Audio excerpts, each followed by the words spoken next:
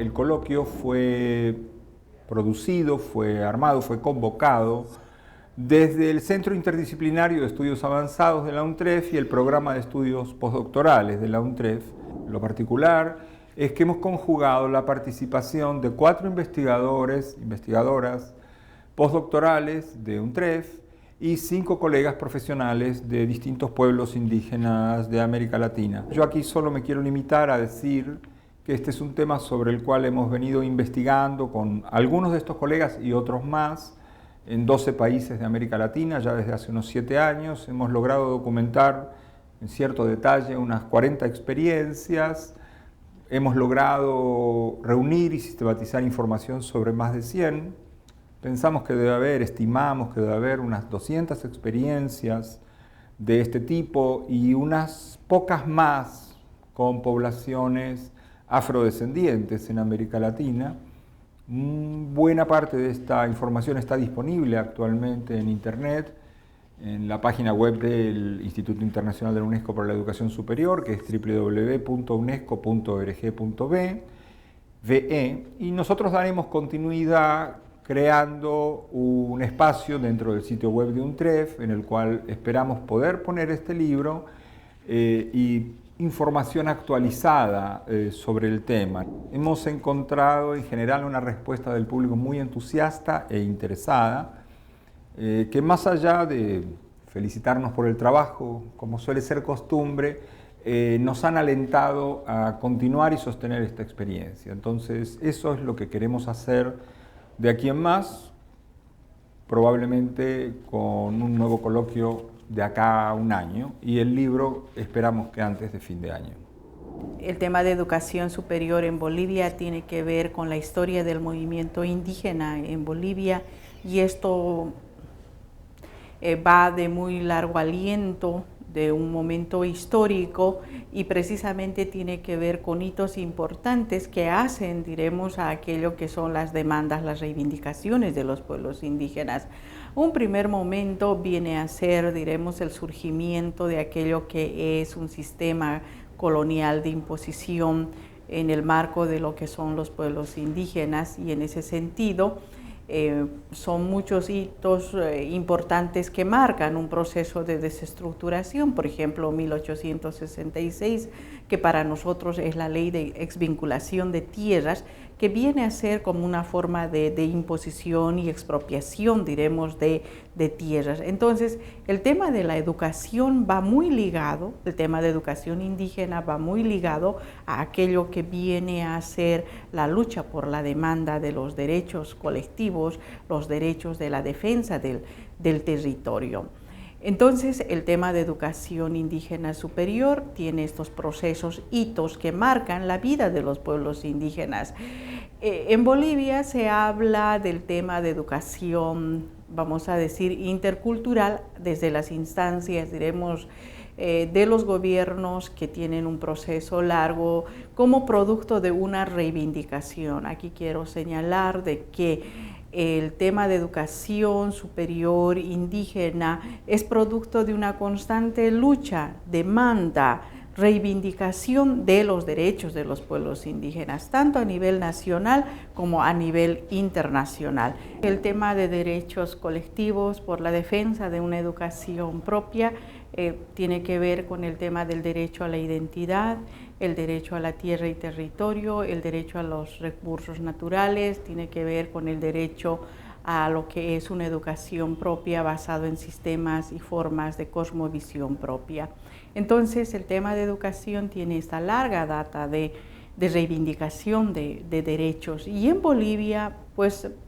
se pasa por instancias como la reforma educativa, que en un primer momento, desde 1950, ha sido pensada como una cuestión de una educación para los indios, de una educación indígena en el área rural, pero pensado como que debería enseñarse toda esta cuestión de, a través de la educación, civilizar al indio, civilizar a los pueblos indígenas para que puedan salir de su retraso. No estaba pensado en una educación propia, en una educación, diremos, de respeto a la identidad, no, estaba pensado en una educación de reivindicación, diremos, en base como la cuestión, entonces el idioma se hace funcional para una forma de educación. En el marco de la reforma educativa de 1990 a 1900, pues a la década del 2000, se trata de experiencias de cómo la educación debería de ser, diremos, en el marco de lo que son pues el derecho al uso del idioma. En este periodo el idioma se hace funcional, diremos, a que se enseñe las historias exógenas, las historias, diremos, de afuera, en un propio idioma, sea el aymar, el quechua, el guaraní. Sin embargo, parte de un proceso también del movimiento indígena viene a ser de que la educación debería de ser más compatible con aquello que es el derecho a una educación propia, el derecho a conocer su historia, el derecho a conocer sus vamos a decir, su propia cosmovisión, su propia espiritualidad, el tema de que la educación debería fortalecer la identidad de los pueblos y no, diremos, aquello que es la despersonalización de la educación. Entonces, en ese sentido es que hay un proceso, diremos, pensado en que la educación marca un hito histórico a partir del 2006 con la ley de Avelino Ziñani y Elizardo Pérez, que fundamentalmente a través de todo este proceso de reivindicación, de reflexiones críticas, autocríticas, pues se da con la ley de Avelino Ziñani, la 070, que en Bolivia marca un hito principal, que es el tema del conocimiento y saberes indígenas. Conocimiento indígena, conocimientos ancestrales, saberes ancestrales, para que la educación sea parte de un proceso de currícula en la educación superior. En Bolivia existen 3 universidades indígenas, que dentro de sus objetivos es que, tomando en cuenta también la matriz constitucional, la constitución política del Estado y estas leyes normativas que bajan y dicen que la educación debe ser en saberes y conocimientos indígenas. Y este proceso permite a las universidades indígenas superiores, diremos, a establecer cada vez una cuestión de evaluación muy aliada a las organizaciones de corte sindical, diremos, en esta área y también de pueblos indígenas que vienen a ser parte de una cuestión de cómo construir una currícula propia, cómo la educación indígena superior debe servir para una formación con identidad, para una formación, diremos, superior en base a aquello que los pueblos buscamos, que es la cuestión del buen vivir, que en mi idioma aymara quiere decir el sumajamaña, que son los planes de vida de los pueblos indígenas. Estos planes de vida o este buen vivir entendida como un desarrollo muy propio de desarrollo económico, desarrollo político, economía, identidad, y también, diremos, de aquello que es la espiritualidad. Son los pilares de una identidad para construir una currícula que sirva a la educación indígena superior para la formación de sus recursos naturales, para la protección de sus recursos naturales, para la defensa de los derechos colectivos. No momento, estou terminando os estudos pós-doutorais na Universidade Nacional de 3 de Fevereiro, aqui em Buenos Aires. O trabalho que tenho me dedicado e que está encerrando nesse momento é um trabalho acerca de colaboração intercultural em 4 países da América do Sul, Colômbia, Peru, Argentina e Brasil. E meu objetivo é traçar um panorama, um quadro de experiências interculturais com logros, com conflitos, com soluções em algumas instituições universitárias e institutos superiores nesses 4 países.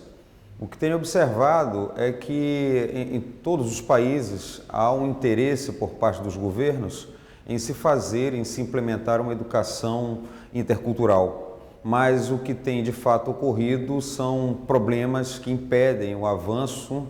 dessas propostas, né? Eu diria que o principal problema está nos marcos legais. Por quê? Porque você tem constituições políticas que apoiam a existência de entidades, de instituições superiores interculturais, mas quando se toca em leis específicas, você tem problemas. O exemplo do Brasil é que não existe um marco legal para instituições superiores interculturais. Na Colômbia, a Lei 30, que é a lei que organiza a educação nacional superior, tem impedido que, de fato, as universidades existam. No Peru, você tem 4 universidades interculturais existentes, legais, mas, no entanto, elas não são, até o momento, não foram postas em efetivação, ou seja, elas existem por lei, mas não apresentam propostas pedagógicas, por isso elas não existem de fato, somente de direito. E na Argentina,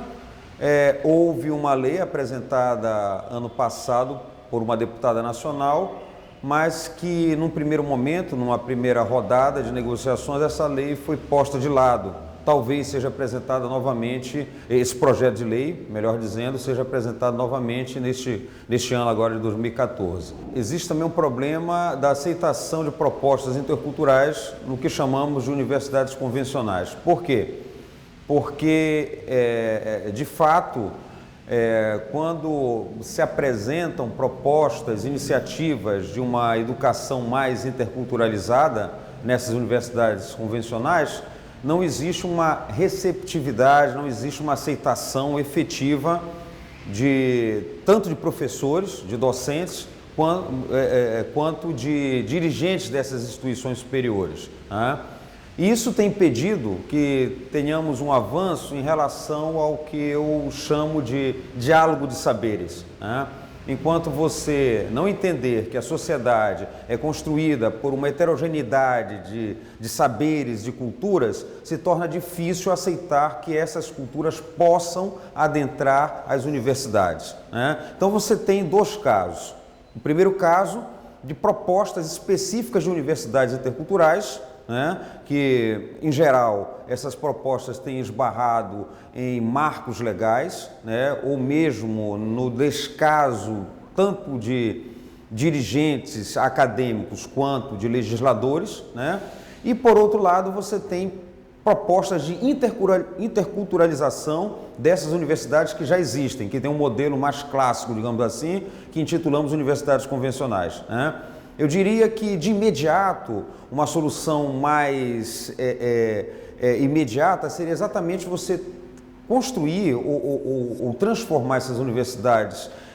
convencionais já existentes em universidades que possam ser também universidades interculturais. Não meramente atribuindo um título a essas universidades, mas transformando a prática, a epistemologia, as metodologias que são utilizadas nessas universidades atualmente. E uma saída seria exatamente você trazer os mestres do conhecimento popular, dessa sabedoria, para atuarem nessas universidades que já existem. La interculturalidad en Chile es un proceso inconcluso en el sentido que se ha empezado a implementar solo en la educación básica y no hay un avance mayor en el plano universitario. Las iniciativas que existen actualmente responden en gran medida a la voluntad de personas que generan programas dentro de las instituciones más que a procesos de institucionalización de la interculturalidad. En ese sentido existe un gran desafío en el avance que queremos lograr, sobre todo desde las demandas de los pueblos indígenas, que en el caso mapuche específicamente ya lleva prácticamente un siglo. Muy tempranamente, a inicios del siglo XX, los mapuches reclaman por la participación en la educación superior. Hasta ahora las iniciativas, como digo, han sido aisladas y dependen en gran medida de voluntades y tiempos y recursos que no son permanentes. Los pueblos indígenas creemos que en Chile existen leyes suficientes para poder llevar a cabo estas iniciativas. Es nuestro sueño la universidad intercultural, la universidad indígena, pero también es nuestro sueño que las universidades en general incorporen elementos de interculturalidad. Durante el encuentro tuve la oportunidad de compartir un poco sobre los contextos de la interculturalidad y la educación superior en mi país, en Ecuador, mostrando que existe mucha normativa grande y muy cercana a la educación superior que está a favor de desarrollar iniciativas, de transversalizar los currículos, de facilitar el acceso de estudiantes a la educación superior y cómo esta normativa puede empezar a hacerse realidad en diferentes instituciones que tienen iniciativas para hacer educación superior e interculturalidad a través de formas de becas, a través de formas de cambiar los currículos y también a través de hacer nuevas instituciones. La presentación intentaba mostrar que este tipo de políticas en el momento de aplicar pueden tener varias contradicciones o pueden olvidarse de elementos que son importantes dentro de los discursos sobre exclusión, sobre equidad en la educación superior. Especialmente me interesaba mostrar cómo, a pesar de la política, a pesar de la normativa, era importante ver que la aplicación podía tergiversarse, por ejemplo, en el acceso de los estudiantes, por ejemplo, en los accesos de los docentes o en los criterios de evaluación de las universidades y los criterios que se usan por parte del Estado, como a veces los criterios que usa el mismo Estado pueden llegar a ser contradictorios con otras políticas del Estado o contradictorios con el discurso que trata de objetivizar la interculturalidad. Mi tema de investigación son prácticas profesionales y roles comunitarios de los egresados de la Universidad Veracruzana Intercultural. Es un estudio etnográfico y básicamente lo que hice durante este primer encuentro fue narrar un poco cómo en México han surgido instituciones de educación superior intercultural y cómo están funcionando, el tipo de licenciaturas que ofrecen, que casi siempre intentan trabajar saberes comunitarios y incorporar, aparte de los saberes comunitarios de las regiones en donde se encuentran, utilizar las lenguas indígenas de los chicos en los que se encuentran ubicados. Aparte de hacer este recorrido más amplio de dónde se encuentran ubicadas estas instituciones, llevo el trabajo hacia un caso específico que es la Universidad Veracruzana Intercultural y ahí analizo un poco cuál es el proceso por el cual han pasado los estudiantes de este tipo de institución, el tipo de licenciatura, las dificultades que han tenido en su formación, pero como me interesan los egresados, he estado revisando un poco las dificultades laborales que han tenido en el proceso de inversión. Hasta ahora, como es un análisis previo, trabajo de campo muy corto el que he realizado, pues he mostrado unos pocos resultados y he visto cómo estos estudiantes han visto su campo laboral más en cuestiones de salud, en cuestiones de derecho y desempeñándose en programas de asistencia social. Prácticamente lo que muestro es las dificultades que han tenido, las dificultades que tienen para encontrar un empleo, porque son carreras muy innovadoras, muy nuevas, y veo un poco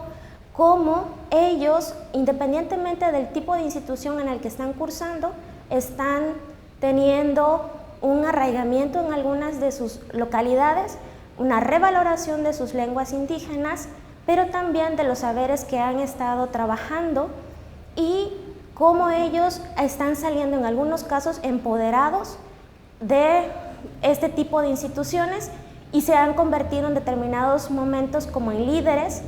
en el campo comunitario. Entonces, es, digamos, un poco lo que he trabajado en mi investigación hasta ahora. De un proyecto que se llama la Escuela Intercultural de la Universidad del Rosario, en donde desarrollamos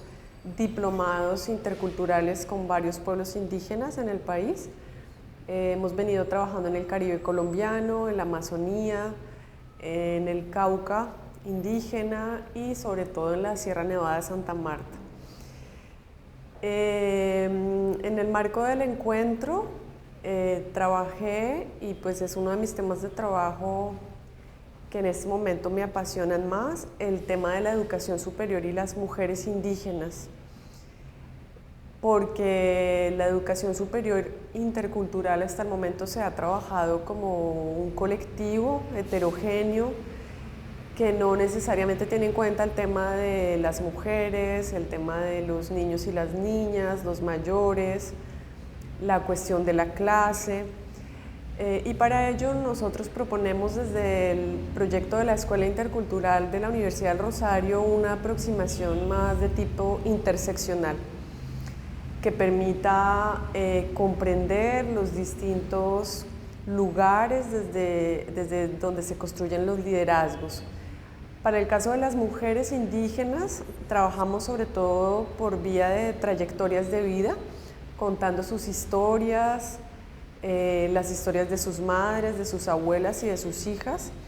y viendo cómo de generación en generación la acumulación del capital escolar y sobre todo de educación superior va transformando la vida de estas mujeres. En este sentido, hemos visto cómo, específicamente en el caso de las mujeres aruacas en Colombia, hay elementos culturales que dificultan el acceso de las mujeres a la educación superior y la generación de liderazgos diversos, de liderazgos más desde la ética del cuidado que de liderazgos masculinizados. Por ello, pues buscamos que tanto el gobierno colombiano como distintos organismos internacionales y de la región piensen en políticas de educación intercultural diversas para pueblos indígenas que son diversos. En el mismo sentido, pensamos que es muy importante trabajar en escuelas de mujeres indígenas con la participación, por supuesto, de los hombres, de los líderes, para que cada vez sea más fuerte, más importante y tenga más impacto la participación de las mujeres indígenas en los procesos educativos de alto nivel. Y pues es una invitación para poder seguir trabajando con las colegas y los colegas de la región en este sentido. Minha participação nesse seminário foi falar pouco da situação da educação superior para povos indígenas no Brasil. No último censo de 2010, censo populacional, no Brasil, mais de 800 mil pessoas se declararam como indígenas.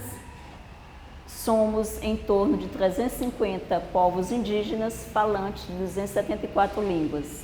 Cada vez mais, a busca pela educação superior é uma demanda dos povos e comunidades indígenas brasileiras e nós, povos indígenas, não queremos somente a educação na sua etapa básica, mas queremos sim acessar a educação superior. Um ponto positivo em que nós vemos nesse cenário da política da educação superior é que o movimento indígena vem cada vez mais mobilizado em torno desta questão e exigindo das instituições de ensino superior que garantam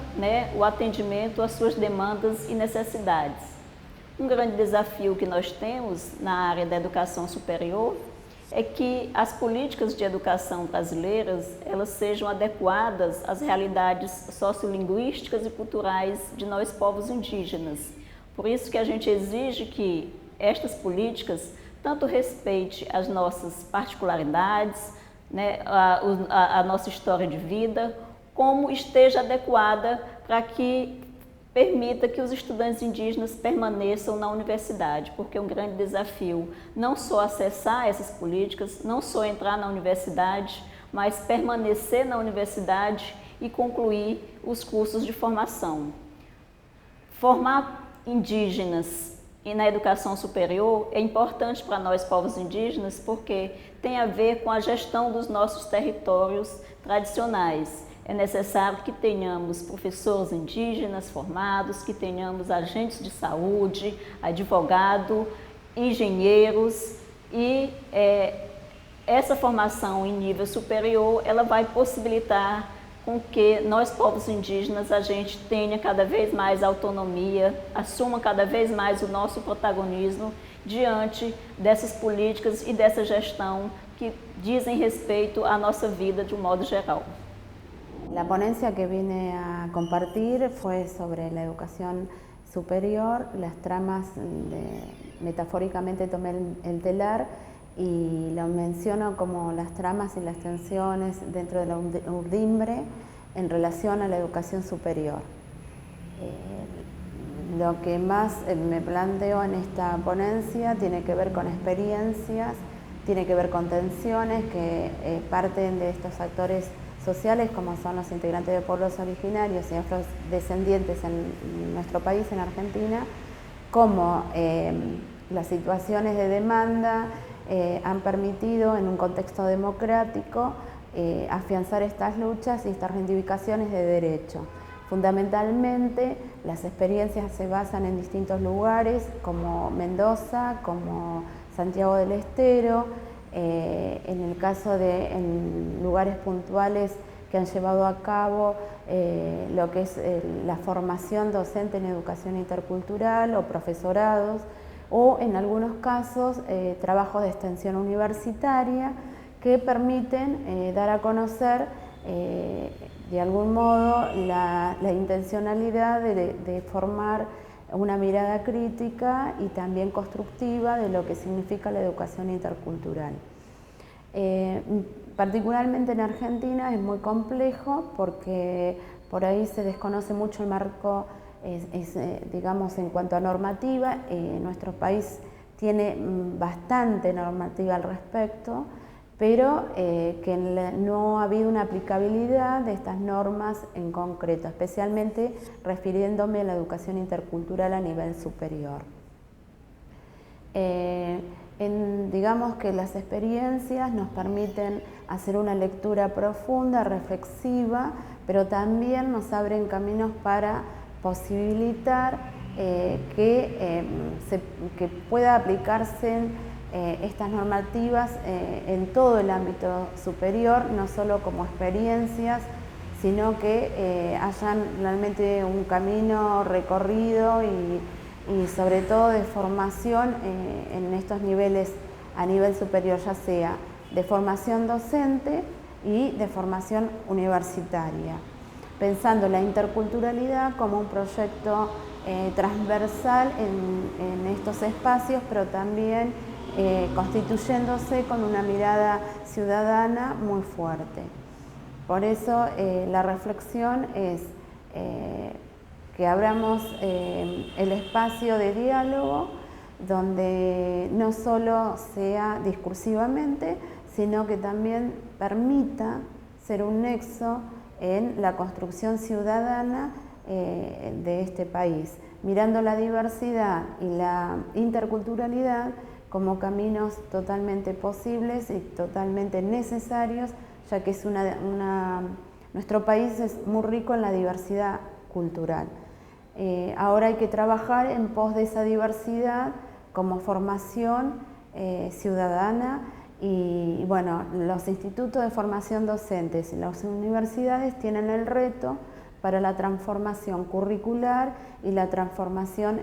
digamos, en esta mirada de ciudadanía, focalizando en este nuevo contexto democrático del cual estamos viviendo. Mi participación en este evento tuvo que ver con compartir algunas reflexiones que surgen a partir de mis investigaciones en una provincia que es la provincia más septentrional de la Argentina, la provincia de Jujuy, una región de alta diversidad cultural y donde justamente el tema de la educación superior y de los pueblos indígenas son temas que han empezado a ser tratados en distintos espacios. Es un tema que conlleva grandes complejidades y es un tema que creo que tenemos que empezar a trabajar desde un espacio dialógico. En el caso de la ponencia que yo compartí con ustedes, tenía que ver con un trabajo con comunidades originarias que venimos realizando a partir del año 2010, también con algunos espacios del Ministerio de Educación de la provincia, como es la modalidad de educación intercultural bilingüe, tanto a nivel de EIB, ahora a nivel primario, como también una experiencia que realizamos en educación superior y dentro de esa modalidad. Desde mi parte, la participación mía como arqueóloga tuvo que ver con acciones de arqueología pública que tuvieron que ver con cómo compartimos relatos acerca del pasado prehispánico de las poblaciones que habitaron el noroeste argentino y cómo los pueblos indígenas hoy acercan sus comentarios y acercan sus relatos para ver la posibilidad de una construcción compartida, no solamente del pasado, sino también de un presente que queremos para todos.